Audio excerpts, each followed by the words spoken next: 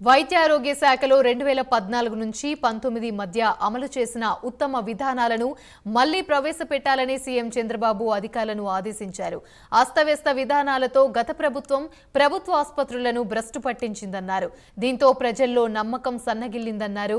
ప్రభుత్వ ఆసుపత్రులపై ప్రజల్లో మళ్లీ నమ్మకం తీసుకురావాల్సిన అవసరం ఉందన్నారు. సచివాలయంలో వైద్యారోగ్య శాఖ మంత్రి సత్యకుమార్ యాదవ్ ఉన్నతాధికారులతో సీఎం చంద్రబాబు సమీక్ష నిర్వహించారు. ఇక ప్రభుత్వం తరపున యాప్ రూపొందించి హెల్త్ కార్డ్ ద్వారా ప్రైవేట్ ఆసుపత్రిలో చేరిన వ్యక్తికి సంబంధించిన వివరాలు పొందుపరచాలన్నారు. ఆసుపత్రిలో రోగికి అందించే వైద్య సేవలు, ఎక్విప్మెంట్, ఇచ్చే మెడిసిన్ వివరాలు కూడా ఉండాలన్నారు. రాష్ట్రంలో కిడ్నీ బాధితులు ఎంతమంది ఉన్నారో మండలాల వారీగా వివరాలు సేకరించాలన్నారు.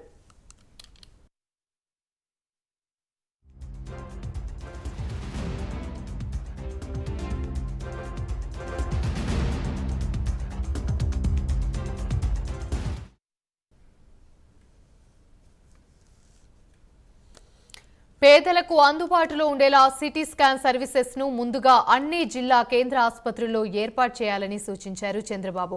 ఫ్రీ ల్యాబ్ టెస్టుల అనంతరం పేషెంట్లకు సరైన విధానంలో మెడిసిన్ ఇవ్వగలిగితే 50% కంట్రోల్ చేయొచ్చని, రాష్ట్రంలో టీబీ రోగులు ఎంతమంది ఉన్నారో సమగ్ర అధ్యయనం చేసి వారికి కంటిన్యూగా మెడిసిన్ అందించాలన్నారు. ఆసుపత్రుల్లో ప్రసవం తర్వాత శిశువుల మిస్సింగ్ కేసులు రాకుండా జాగ్రత్తలు తీసుకోవాలన్నారు సీఎం. ఇక ప్రతి స్కూళ్లలో పిల్లలకు కంటి పరీక్షలు చేసిన తర్వాత ఏం యాక్షన్ తీసుకున్నారో రిపోర్ట్ చేయాలన్నారు.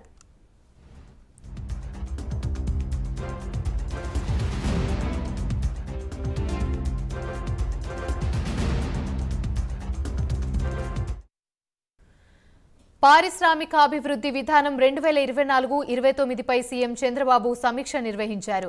పారిశ్రామికాభివృద్ధికి సంబంధించి దేశంలో టాప్ 5 రాష్ట్రాలతో పోటీ పడే విధంగా ఏపీ రాష్ట్ర నూతన పారిశ్రామికాభివృద్ధి విధానం ఉండాలని సీఎం చంద్రబాబు అధికారులను సూచించారు.